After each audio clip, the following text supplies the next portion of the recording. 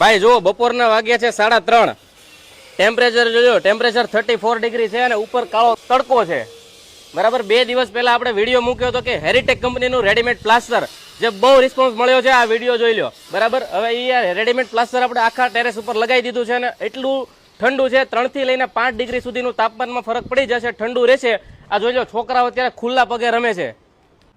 ભાઈ તો આ હેરિટેક કંપનીનું રેડીમેડ પ્લાસ્ટર જે આપણે મેં ટેરેસ ઉપર બતાવ્યું છે, એ આ ભાઈના ટેરેસ ઉપર લગાવ્યું છે. તો તમે કયા પર્પઝથી લગાવ્યું ને શું તમારે રિઝલ્ટ મળ્યું તમને? અમારે પાણી લીકેજ હતું. પહેલા માળ ઉપર પાણી આવતું હતું, બીજા માળે બી પાણી આવતું હતું અને પાણી ઘણા ટાઈમથી અમે સોલ્યુશન લાવતા હતા પણ પકડાતું નહોતું.